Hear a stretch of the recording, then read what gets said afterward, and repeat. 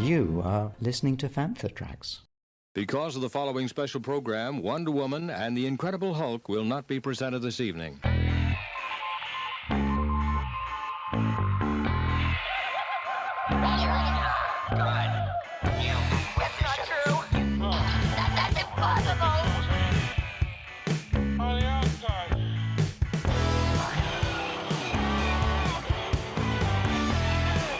It's time to get all your Star Wars news in a single file. This is Making Tracks. Here are your hosts, Mark Newbold and Mark Mulcaster. That's not true. That's impossible. You're listening to episode 77 of Making Tracks. I'm your co-host Mark Newbold, and joining me today is a man who enters the room like a Lucasfilm press release. Mark, how you doing? I don't even know what to make of that. But what, slyly, subtly, or just like... I don't know. I just put the comments out there. You make of it what you will. How are you, buddy? How's things? Things are good. Things are busy, considering the whole world is spinning at half the speed it's supposed to. Yeah, it's been quite the week, hasn't it, with Star Wars news, which, of course, we're going to tuck into all of that in a few minutes. But how's your week been, Mark? Yeah, my yeah. You passed that one on. It's like a contagious yawn. Yeah, no, my week's been fine, actually. I finished reading my second book in the Jedi High Republic era. Right. I finished reading Test of Courage, so that was cool. That was quite enjoyable. And now I'm going to start on to Into the Dark by Claudia Gray. So I'm looking forward to that. Yeah, I had a few kind of deliveries of this week from Star Wars. Had the latest wave of Star Wars Vintage Collection, which I think's Wave 31, nice. Which is basically a repack of Attack of the Clones figures. And I finally got hold of my Captain Rex figure. So yeah, it's all good. Yeah, very much the same. I had my comics order came, so thank you, Matt at Automatic Comics. So all my comics have turned up. There's all sorts of random stuff in there, which was fun to go through, and we're reviewing some of that stuff on the site. I've got the new DK just here, the Lego minifigures, a visual history, the updated version of that. So I'm looking forward to having a little mooch through that. I've got some Black Series figures on the way that I bought off a friend. So there's some of the credit series ones that I was missing, and a couple of other bits that... the credit chips. Yeah. That's it. So they're on the way. I read The Great Jedi Rescue this week, which obviously didn't take long because it's a kid's book, but the artwork is absolutely gorgeous. And it's basically a retread, like a kid's retread of a good chunk of Light of the Jedi, which I'm still working my way through. Not that much further than I was last week, so I really do need to catch up because I do want to read. I've got it here. Test of Courage, so I'm looking forward to reading that because I really do want to try and stay on top of it. And obviously, High Republic comics as well, so I want to get up to speed on that. Issue 2 by Cameron Scott was excellent, and I really want to get my hands on High Republic Adventures as well. So that's all bubbling along nicely. Where shall we start? I mean, what have we got to talk about? We can have a look at... Well, here we go. It's a good bit of news. Toy of the Year. Okay. So the Toy of the Year, obviously, clues in the title, is an annual thing. Mm-hmm. And it awards all kinds of plaudits onto different companies who release toys. And this year, 17 prizes were handed out, 4 of which went to Star Wars. Cool. So it's the 21st Annual Toy of the Year Awards, and it's usually done in person, but of course now we're doing it virtually because, you know, the world is it's now digital. We live in the Matrix. And Lego, Hasbro, Disney and Mattel, all representing Star Wars, all picked up awards. So 16 categories, and then there's like a People's Choice Award that was handed out as well. But for Star Wars, the Construction Toy of the Year award went to Lego the Razor Crest. The Innovative Toy of the Year went to the Child Animatronic Edition from Hasbro. The Licensee of the Year was The Mandalorian. Obviously, that's Disney's baby. And the Plush Toy of the Year was the Mandalorian Child 11-inch plush from Mattel. So out of a really interesting range of potential awards, Star Wars walked away with 4. That's pretty healthy for a sort of a license that sometimes people get on the back of and really have a bash at. I thought that was a really good turnout. That's great. Absolutely. It's always good when you've got something you can really heavily market and heavily kind of merchandise. And The Mandalorian is a prime example of that, really. Like you just said, the 4 awards were all for Mandalorian products, 2 of which were for the child. And I think, you know, Child is pretty much one of the most popular characters, at least for the general public, to be able to kind of get their claws on fairly easy, which I think actually is testament to the fact that the overall Toy of the Year award did actually go to Hasbro for the Animatic Child. As you said, 17 awards in general, with each award category, a bit like the Oscars, is split down to specific categories? They've broken it down. So there's like a Steam Toy of the Year, a Speciality Toy of Preschool. There's Vehicle of the Year, which was the DeLorean, the Playmobil DeLorean, which is gorgeous. Playset of the Year, Infant. Game of the Year was Pokemon. It's no surprise. It's probably won that about 20 times. So there's a whole range of different awards that have sort of broken it down. So like I say, it's a great show for Star Wars to walk away with 4 of those awards. And congratulations to everybody involved. Yeah, well done. Hi, this is Dave Chapman, and you're listening to Fantha Tracks. So Star Wars Insider 200 is out and available. It'll be hitting doormats around the galaxy right now. And Titan have set up, with Lucasfilm, of course, and Disney, something called the Star Wars Insider Issue 200 blog tour. So over the last week or so, the Insider has essentially arrived at a number of different sites. On the 8th of February, it was at Star Wars Newsnet. On the 9th, it was at StarWars.com. Rebel Scum on the 10th. Jedi News on the 11th. Boba Fett Fan Club on the 12th. Coffee with Kenobi on the 13th. And on Valentine's Day, fanthatracks.com, and that's us, we give our listeners and our readers the chance to win a year's subscription to the Star Wars Insider, and also to win over $60, that's £45 worth of Star Wars books. So, what you need to do, it's pinned on the front of Fantha Tracks in our featured articles section. Head to the article, open it, read it, like it, share it, whatever, and then you answer a question, and if you get the question right, you've got a chance of winning this really cool prize. The question is, who returns for the first time since 1999 with a new Wonder column? Is it Ian McDiarmid, Anthony Daniels, or Billy D. Williams? So if you get the answer right, you put your name and your address, and we will pick a winner, and we'll feed it onto Titan, and then the winner of that prize will get that year's subscription to the Insider, and those $60, £45 worth of books. I think it's rather groovy. And then before you do anything else, make sure to check out on the 15th, StarWarsHolocron.com, and then finally Flickering Myth on the 16th, which, as you listen to this, because you always listen to it as soon as it comes out, is today. So, Mark, are you going to enter the competition? Are you going to enter? Are you going to win that, are you? Well, I don't know if I'm going to win it, but I was going to ask, you mentioned about it's listeners and readers can enter. Does that also include contributors and podcast hosts? Because, technically I do listen to Making Tracks. I have to when I badly edit this thing together. And also I tend to read the articles. Normally it's because I will read an article that I've written and pick up about 200 odd spelling and grammatical errors. So technically, I think I could enter. You can. It's not a Fantha Tracks competition. No. It's a Star Wars Insider competition hosted on Fantha Tracks. That's true. So, I mean, I've got my subscription, so I don't need to enter, but I haven't got the books. Yeah, there you go. But it'd be a bit off if I entered and won it, wouldn't it? So, especially as I'm going to be the one picking the winner, probably. But randomly, of course, random generator. Yeah, I'm going to make that very clear. Yeah. So, you totally can. Yeah, it's a Star Wars Insider stroke Lucasfilm stroke Disney competition. So, yeah, any of us can enter it. So, yeah, everybody get your entries in. It will be completely random. Who wrote the question? Because I wrote the question, and also, but if you also look at the cover of Star Wars Insider 200, I know there's a clue there, isn't there? There is a clue there. So, and I'm quite proud to say that I orchestrated this person putting this article into the magazine. Answer that question. You've got to get it right, because if you get it wrong, you won't be put into the draw. Fingers crossed, you get a win. And then we will announce the winners on the site within the next week or so. We're probably going to keep this running for 7 to 10 days, I think, give everybody a good chance to get their entries in. And then, fingers crossed, somebody somewhere will have a year subscription to the Star Wars Insider and $60, £45 worth of wonderful books to read. I'm Anthony Daniels, and you are listening to Fantha Tracks. Well done. So, as she navigates her post-Star Wars career and waits for the release of the next film, Chaos Walking with Tom Holland, which was made a million years ago but is out later on this year, Daisy Ridley has been speaking to various magazines, and in this instance, she spoke to Spanish magazine Es Moda. Hopefully I'm saying that right. Maybe Smoda. I don't know. Smoda. Sounds like Yoda. And surprised absolutely nobody by reiterating the thought and the fact that she's not coming back to social media. And here's the quote. This is the quote that she said. She says, "I've managed to separate my personal life well from my professional life, partly probably because I'm not on social media. The statistics that link them to anxiety are terrifying. I have friends who are completely addicted to their phone who have suffered with this problem. I don't want to go back, but sometimes I do think about it. But the truth is that no, I won't be returning." So she's made it clear, and it's no big news because she left a good long while ago. This is about 4 years ago, that she's not going back to social media and that it wasn't good for her. She's probably watched from a distance people like John Boyega and Kelly Marie Tran and other actors just get battered just for being themselves. What are your thoughts on this, Mark? Because it kind of ties into something we're going to speak about in a little bit later on the show. The power of social media, the power that it can have over you, but also the power that you can use with it, if that makes sense. It's a double-edged sword. Do you think Daisy's done the right thing by sort of saying, I don't need this toxic thing in my life? Absolutely.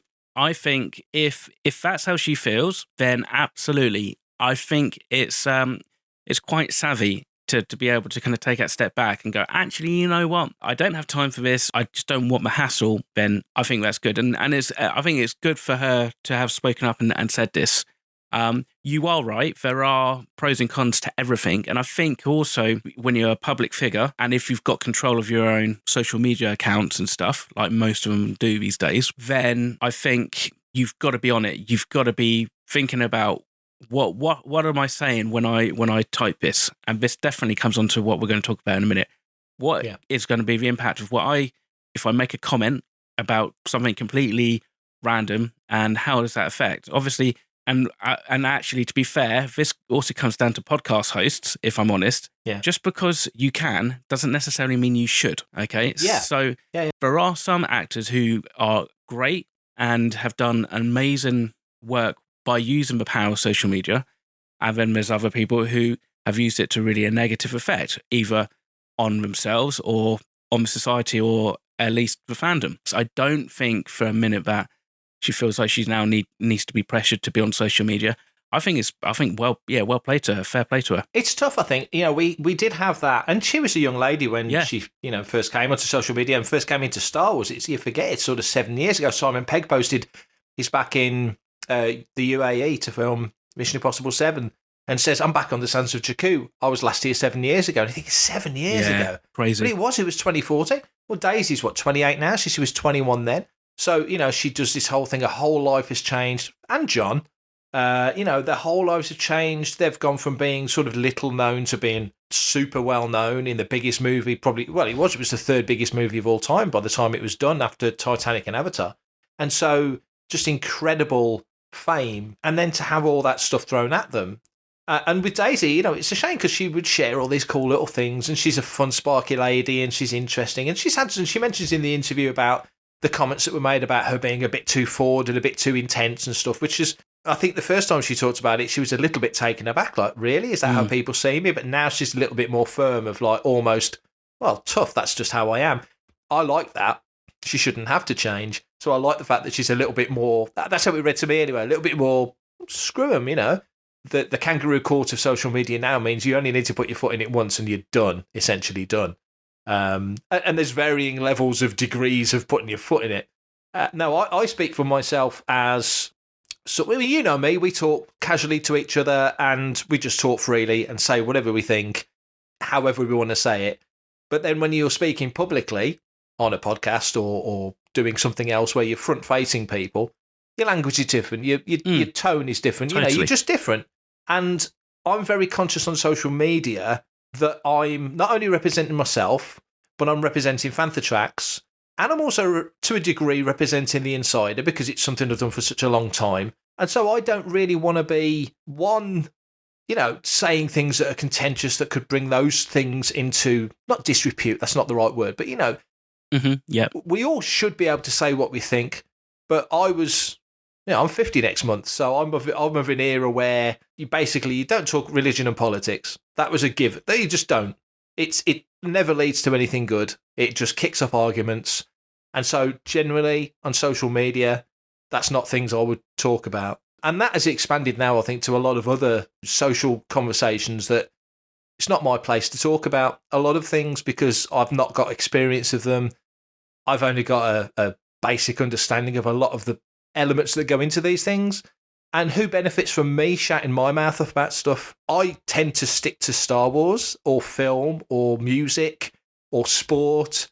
Now, I'll wave the flag for West Brom all day and I'll argue with a fan of another team about why, that's all good sport for me, or loving films or being an Iron Maiden fan or whatever other thing it might be. But generally, I tend to steer clear. For yourself, Mark, you essentially, I don't know whether you consider this yourself, but I always think of you in these terms. You're the you're the big cheese of the UK Rebel Legion. Are you sort of conscious of that when you're posting certain things on social media? Oh, yeah, absolutely. Definitely. That's why I don't tend to post a huge amount on Twitter, I'm afraid. And if you look at my Instagram, it tends to just be all Star Wars, and it just tends to be, look what I've brought, and look at this. Yeah, I mean, I do also try and separate. There is that thing. I mean, the Rebel Legion itself has a social media policy.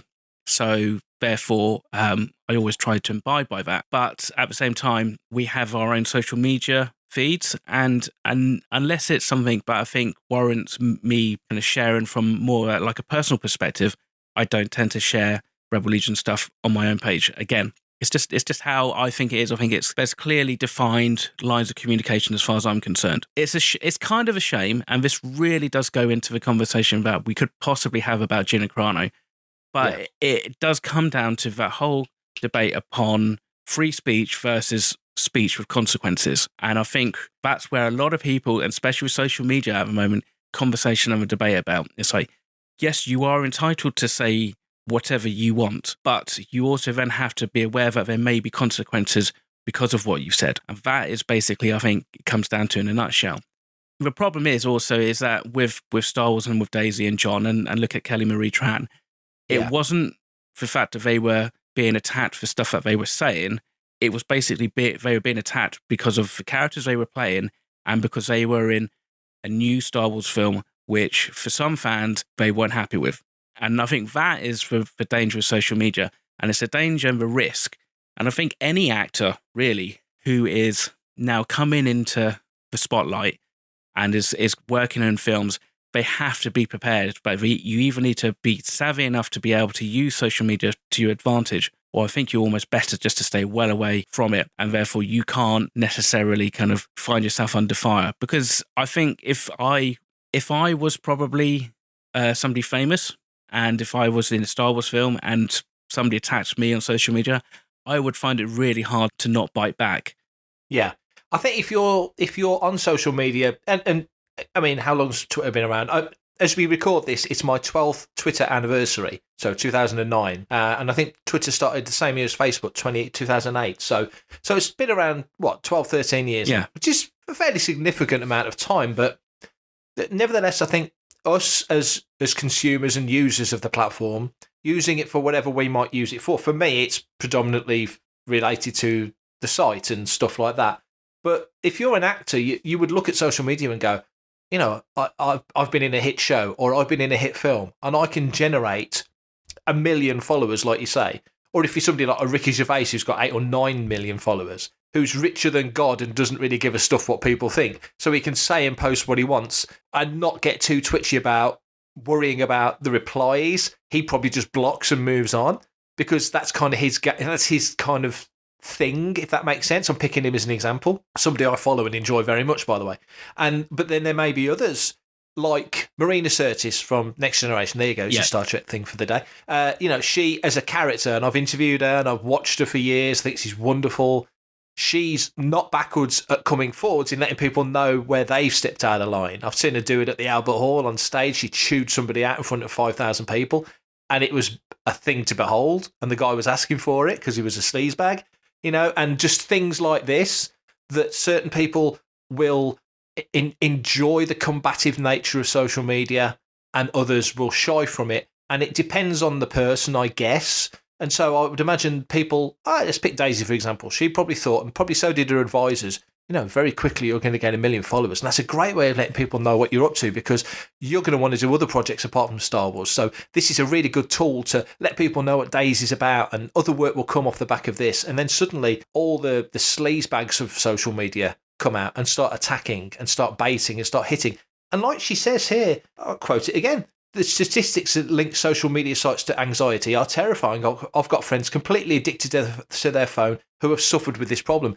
And we're all kind of slaves to it in a way. If I read a negative comment, I don't get many because I'm fairly vanilla on social media. I'm mostly all about bad dad jokes and trying to get Mark Hamill to like my tweets. At least you're honest. Oh, yeah. And he's like 2 this week, so I'm doing well. But, that's my thing. And I'll post a little bit about what I've done in a magazine or what's coming up on Fantha or, like I say, fairly broad, general stuff. If I get negative comments, they come occasionally. It does get to me. Because I know my personality is I like to be liked, and I like getting on with people, and I don't like confrontation. And I tend to steer away from it because it's just not my thing. I'm not a combative person in real life, face-to-face or online particularly. I just don't think it leads anywhere good. So I know for me that's not healthy. Let's put it in those terms. It's not healthy. So I avoid that.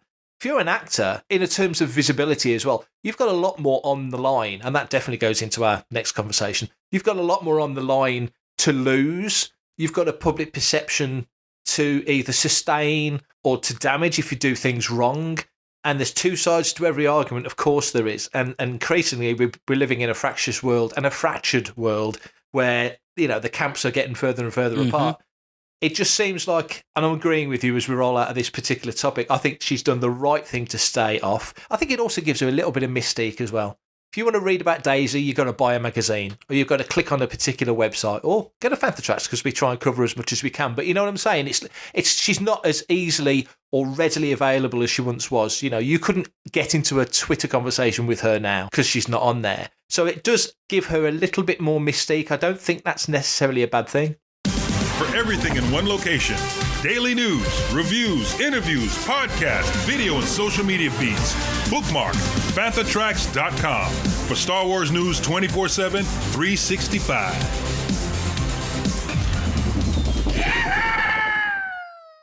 So unless you've been living under a rock on Jakku somewhere, you will know that this week, Gina Carano, her contract was not renewed with Lucasfilm. So Lucasfilm made it very clear in a statement that they have no plans to work with her in the future. Now, this obviously follows a period of quite intense social media activity from Gina, and there have been rumours from quite a few months now that things weren't, in relation to her work situation, if you like, with Disney, things weren't quite where they probably should have been.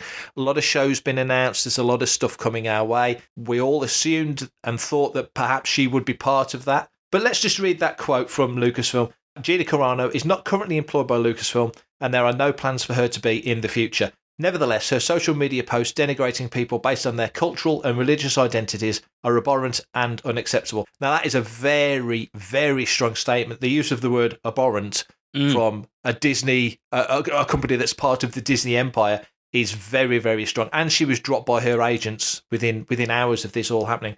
First thoughts, Mark, I'll throw it straight to you. What did you make of this situation? How did it come to you? And what were your initial thoughts? I saw it, I think it was on Hollywood Reporter, I think. And I was disappointed, but not surprised because of pretty much what you said. Like you said, she's been kind of skating pretty close to the lines with some of the previous social media commentary. And I think this comes down to, like what I said with a Daisy Ridley conversation, it's basically having what you think is free speech versus being aware enough to put out posts on social media and know that you might have consequences. Many companies have some form of morality clause in their code of conduct, which kind of includes social media. Yeah. And she has, at least when I checked just before we recorded, and it's possibly gone down quite a bit since she got dropped, she's got over 2 million followers on social media at the moment. So we're not just talking about a few thousand people. That's a big sway of people that you're reaching out. And so that's quite a lot of damage you can do to companies' image and also to the image and the association of the IP. But one thing I just want to clarify, that quote that you read out about it being abhorrent and all that, that's been used. But I haven't seen it actually come officially from a Lucasfilm. It always seems to be just a credit to a Lucasfilm source. It hasn't actually been an official Lucasfilm press release. Am I correct in thinking that? That's a good point, actually. This is a piece that Brian wrote on the morning after this all broke. The source link is Sky News. But again, Sky News would have been picking it up from all the same places, like you mentioned, Hollywood Reporter or whatever. Yeah. It does read, in a very clear and strong statement, Lucasfilm said, and it does read like Lucasfilm. But again, that's a great point in the sense that you always get unnamed sources say that classic line. From what I understand, from what I've seen looking around the net, that is a Lucasfilm statement given to the Hollywood Reporter. That's, as far as I understand, that is a statement. But it's just not credited to a specific person. I don't think it ever is. I mean, it's that PR, Lucasfilm PR thing of, there's a whole team of them, run sites and podcasts and stuff, know who they're dealing with, would be television or movies. This would be television, so I would imagine it's coming from that arm of the PR team. But that being said, or maybe this is way above that, because you could look at a piece like that and think, is one of the real big cheeses, is this a Lynn Hale writing this? Is this one of the top people? Because this sends out a very strong statement, I think, to what Gina Carano's done with Lucasfilm now. That's quite clear. But anybody else who may want to get too far into, how do you say this without without stirring the hornet's nest? It's like you said it. People should be able to say what they want, but there's consequences to being able to say what you want. Freedom of speech is one thing, and it's all about perception. And it's like I said in the previous piece about we live in a fractious and a fractured society where the left and the right, we're all so far apart from each other's points of view now, and it is the grey area's fading out. It feels like the grey area is fading out. I mean, I think depending on how you perceive my words, but basically Gina's posts on social media were at the very least short-sighted and uneducated. And rather than backing down and apologising, she just seemed to kind of double down and kind of poke the bear a bit more. I mean, short-sighted in the notion that they were obviously, she thinks that possibly maybe she thinks that she's a bigger star or she has more kind of clout than she does, and that her role with Mando and potentially any like future Star Wars projects was rock solid, and she could basically say what she could do based on maybe what some of her peers have been saying on social media. Okay. Yeah. And obviously uneducated because of the fact that her comments, about not wearing masks is basically not backed up by scientific evidence. There was this issue with like the transphobia and also the use of gender pronouns, which kind of to her credit, apparently she walked that back after Pedro Pascal kind of had a word with her and explained why people were kind of adding kind of pronouns into their bios on social media. And so that you can kind of go, okay, well, that's an education thing. And that is something that a lot of people are coming unstuck with in the world at the moment. So you can go, fair enough. But then obviously when you start kind of comparing Republican supporters to Jews being rounded up by Nazis, that's when you start to really overcross the line. And as you said, we're at a time of deep divide in the US and hair trigger reactions on social media. If you're making any kind of commentary about anything, is like, stop, read it, and then kind of think, could what I'm going to be said be taken out of context? Yeah. Will I be able to back up what I'm saying? And if not, am I prepared for the consequences? That is basically what I think about it.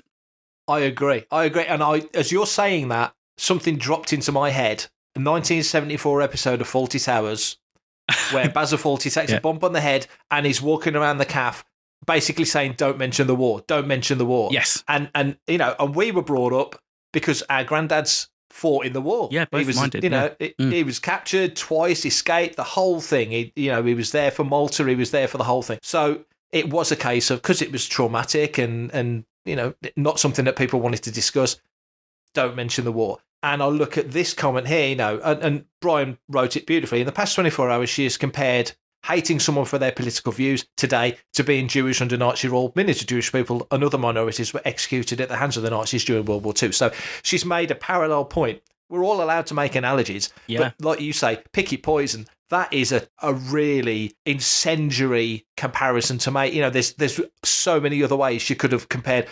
this to that, without doing that and throwing the photograph in. I think that, again, was just, what are you thinking? And a couple of friends I had a conversation with, I won't name them, but they'd said, we're in a pandemic, which is acknowledged. Maybe, I don't know. I mean, I don't know how much she's adhering to these rules, if at all. But he said it just read like the lonely rant of somebody who'd been on their own for too long. And you know what I mean? Just kind of lost the thread of the conversation, if that makes sense. Yeah. And so, she's really dropped an absolute nuke into the middle of this. Absolutely. I mean, the thing is, I saw her on a YouTube video the other day, like an interview, like chat type thing. I can't remember who it was with, but basically I can kind of see it from some perspectives whereby she was, with some of the comments and people were kind of heaping on her, she's a fighter. That's kind of ingrained in her DNA. That's what she is basically. That is what brought her to our attention, is that she is a fighter. Not that she is an actor and she's now in Star Wars, but she was a MMA champion and she kicked ass and then became a Star Wars actor because of that. The problem is that if you're on one side or the other, it's now also divided the fan base, because there are those who are like, cancel Gina, fire Gina, and then you got on the other side people saying cancel Disney Plus, cancel Star Wars. And it's kind of like, Well, that doesn't help anybody, really. So the question really is now, what do we do? Where do we go from here with respects to the character of Cara Dune? That is kind of where our focus has to shift, because sadly now Gina, as an active part of the Star Wars family, if you like, her character will always be there. Her face will be there. The figures are out there. The packaging, all that side of it is out there in the world. So that can't be taken back and shouldn't be taken back. But nevertheless, we're left now with Cara Cynthia Dune, the old Iranian survivor, entered the world of the Mandalorian and become a key part of it. And we all thought that perhaps she would be part of Legends of the New Republic, at least, if not crossing over into the other shows from that era. So yeah, you're right. What do we do with Cara Dune? It is a problem, and I wonder whether or not they will quietly, because they say we had no plans to use her in the future. Okay, we're not yet to season 3. Maybe Mando, because a lot of that Mandalorian storyline took place predominantly in one sort of area of the galaxy. Maybe he just moves on to another part of the galaxy and she's just not there. She's on Navarro, so he's just nowhere near Navarro, and that's where she's based. So maybe it is the littlest hobo and he doesn't go back to that little town and we just don't see her again anyway. Or maybe she does continue as this New Republic Marshal, and that storyline takes her off Navarro to a wider, broader sort of destiny, inverted commas. But nevertheless, they've built up. I know people are criticising her acting. I thought she was fine. She was the tank. That was her character. People criticise her acting. It's like, no, I'm not having that. I think she was perfectly good in the role. That was Cara, and she was good as Cara. This is something else. How do you move on from that? Like you say, do you bring in another actor? Do you just retire that character and try and bring in something different? Because the big comparison I can think of right now is Warner Brothers have got the Batwoman TV series, and Ruby Rose played her in season 1 and then decided she didn't want to play her anymore. So they brought in another actress to replace her. Looks completely different. They've not tried to cast another actress that looks like Ruby Rose, so they've changed the character. They've given her a different name and a different background, and she inherits the mantle of Batwoman. But obviously you can't inherit the mantle of Cara Dune. You can inherit the mantle of Boba Fett because he's in a mask, but you can't inherit Cara Dune. So do you find another actress that looks like Gina, who then has to kind of act like Gina, hopefully not on social media, or do you find another character that's similar that can fulfill that role? I'm thinking originally Ensign Ro from season 5 of Next Gen was supposed to be the Bajoran character on DS9, and Michelle Forbes didn't want to do it, so they brought in the Nile Visitor, who creates Kira Nerys, one of the greatest of all Star Trek characters, and everyone's a winner. Do you bring in another character and think, well, maybe somebody else will come in with a similar sort of, maybe similar style background? Maybe instead of this character being from Alderaan, maybe this character's from Jeddah because that place got flattened, and you're adding another angle, another sort of thread to the storyline. I was a partisan rebel and now I've joined the rebellion and this is me now 6 years after Jedi or whatever. I'm just spitballing. You know what I mean? There's lots of potential. What do you think? What do I think? You raise good points. I personally think that character Cara Dune, and is interesting, just in one of the chat groups I'm in, we were talking, and there was pros and cons, and people who were big kind of not supporters, but they really liked the character. Yeah. And from a cosplay perspective, I think that a character such as Cara Dune, it was really positive. It was a body positive female character who didn't have like the perfect proportions. She was, a little bit curvy and what have you, and made that character as a cosplay quite accessible to people, a lot of people. And I say people because we don't want to kind of just say just women were going to cosplay as Cara Dune, because they weren't. Sure. Her character became quite accessible from a cosplay perspective because of a body positive female character aspect of it. I think though, she probably had the most amount of screen time as a supporting actor in The Mandalorian over the 2 seasons. I don't think anybody else had as much screen time as she did in a recurring role. However, I think you could argue that the story could just finish, that she, like you said, she just goes back to Navarro and that's it. And we don't need to speak about her again. We just move on. And that's possibly the cleanest getaway and the cleanest break you can have, really. Yeah. You don't even need to imply that she's gone back if you don't want to. But even then, if you really felt you needed to have some kind of closure, it literally just needs to be a throwaway line. Her gun jammed and it went off unexpectedly in her face like it did in the lift at the end of the season 2. Exactly. I think the disappointing aspect of the character that we're possibly going to lose is this the connection of a backstory to Alderaan, because I think that was a really good motivating aspect for a character to have a real kind of like deep loathing and hatred for the Imperials, and made it very kind of indiscriminatory. I think it would be a massive burden to ask anybody to take on that role, not from the acting skills and capabilities of Gina Carano, because like you said, she was okay. I think she was fine in that role, and they cast her for that role. Maybe even wrote that character for her, or somebody like her. Yeah. So therefore, I don't think the bar set too high to actually have to kind of bring a good performance to kind of like to match that. But I think it's a stigma, and it'll be the stigma again from social media, because there will be those who will draw comparisons and be this, who are supporters of Gina Carano, who will then find fault for every little thing that this new actor brings in. And it kind of brings attention. It keeps on bringing attention back to this issue. Whereas I think probably the most savvy thing to do is just to move on. And to be fair, there's probably 100,000 Cara Dune type characters that they could just create. I don't think there was anything so unique about her that couldn't be replicated in a similar way, or even with a twist. Because again, you can look at Cara Dune and go, well, okay, let's take Cara Dune, but how about what if she was this, or what if she was that? Yeah. And therefore, you've created a similar character for your archetypes and fulfills a certain role, but then you've brought a different kind of perspective about it. I think it's different when an actor leaves a role by their own volition, and I think that's the thing there, like we said with Catwoman. Yeah, it's like Dax, isn't it? It's Jadzia in DS9 and bringing in a new Dax, yeah. Yeah, exactly. Yeah, Terry Farrell wanted to leave. She wanted to go on to bigger and better things, otherwise known as Becca. And they've kind of, I think, quite savvily brought in Esri Dax, and that kind of worked. Or actually, I can't even believe I'm bringing up another Star Trek reference. Look at Dr. Pulaski and Dr.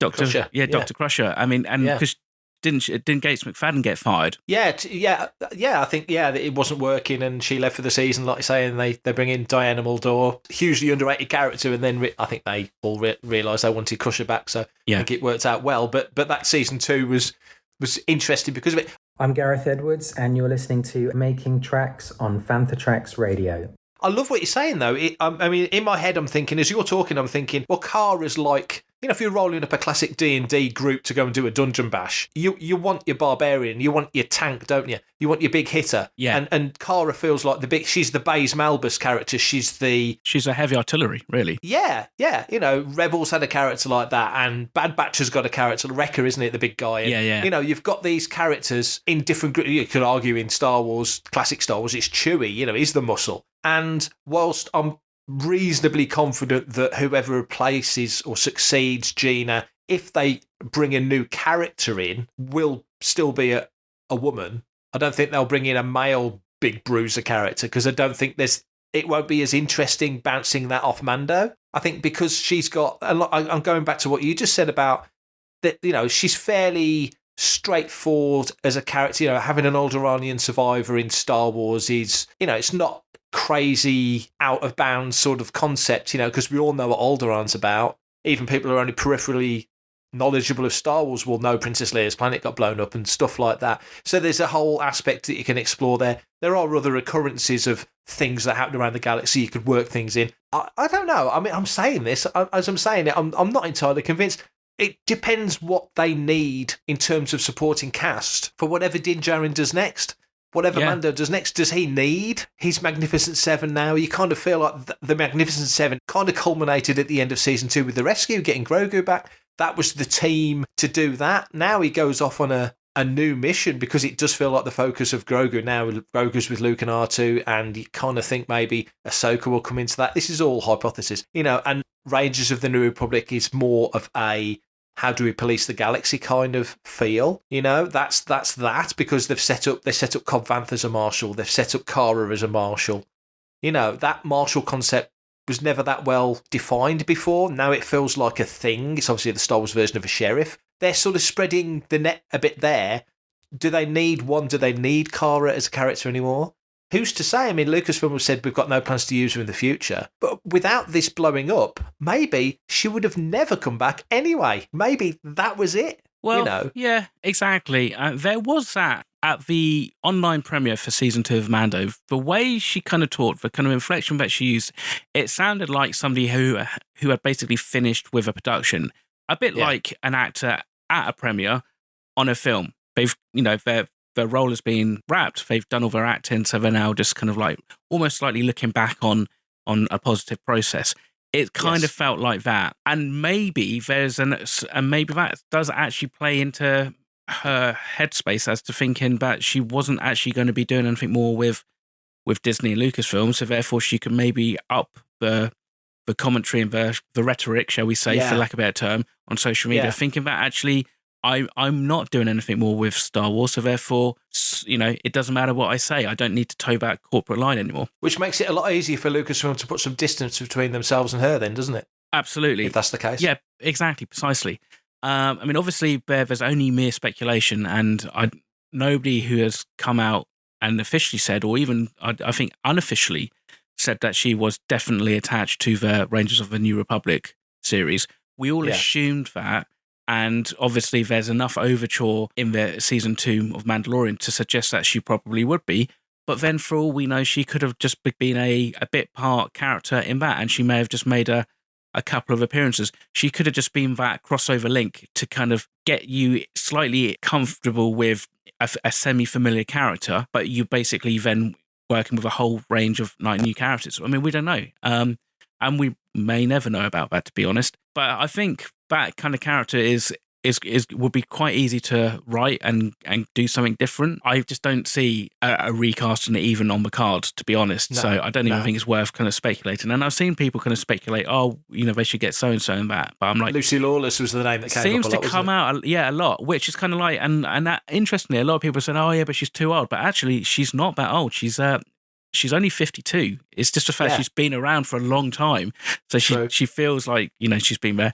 And, she was an Agents of S.H.I.E.L.D. and she did some decent stuff. But then, I said, well, if they want somebody similar, then you could have like Ronda Rousey or something like that. But I think she's, again, trying to do something with WWE. And I think she's focusing maybe more on having a family at the moment. So maybe the timing's not necessarily right if they were to go down that route with her. I don't think it's like the end of the world. I do, however, think it's a shame that Hasbro have kind of piled on quite quickly and have now cancelled some of the Cara Dune figures being produced. I think that I think kind of sends almost the biggest message about the support, or therefore the withdrawing of support for that character at all in the Star Wars galaxy, period.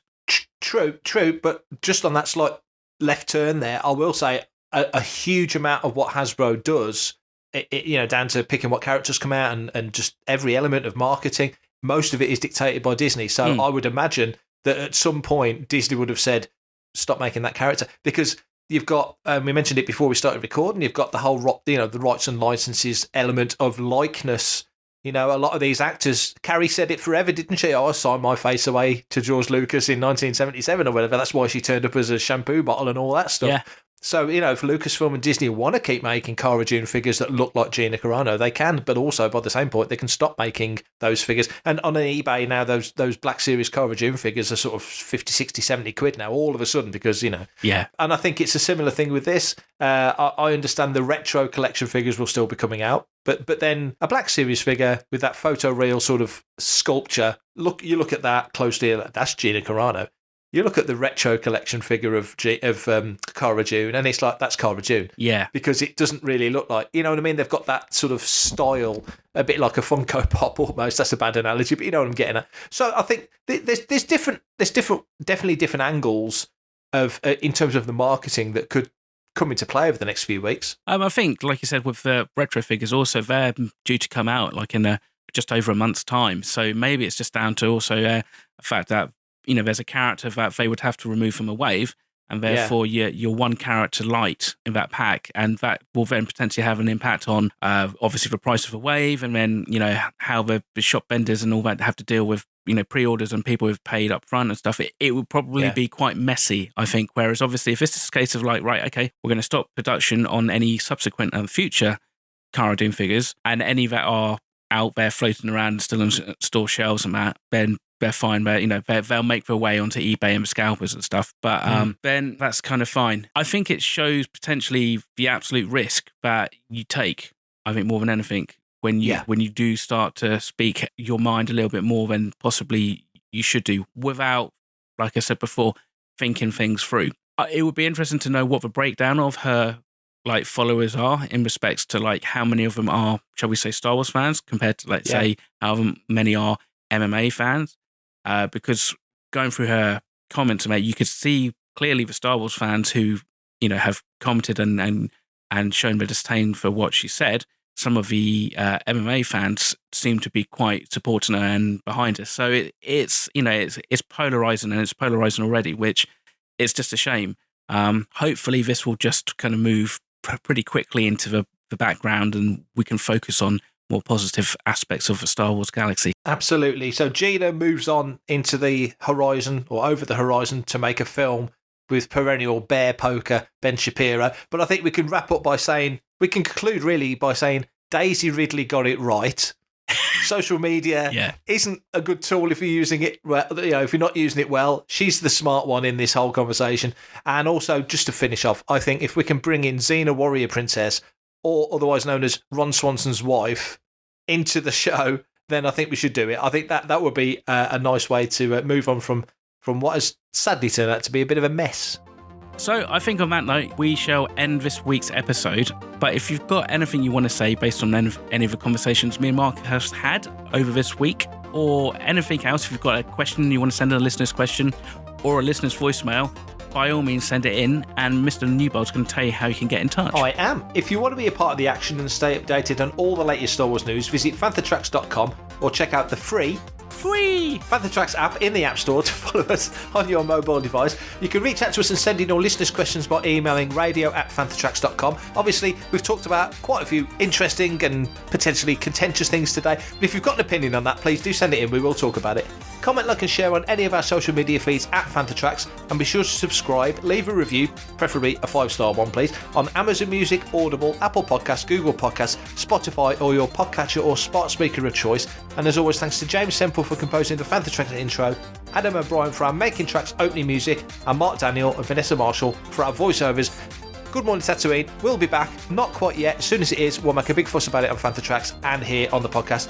And until then, we'll just keep talking about Star Wars stuff here, won't we, Mark? Cool. Well, look, you take care, Mark. Have a good week, and I'll catch you in next week's episode. You certainly will. Have a good one. Coming up next on Fantha Tracks Radio, it's another episode of Making Tracks. That's my Xena for you. Very good. Very good.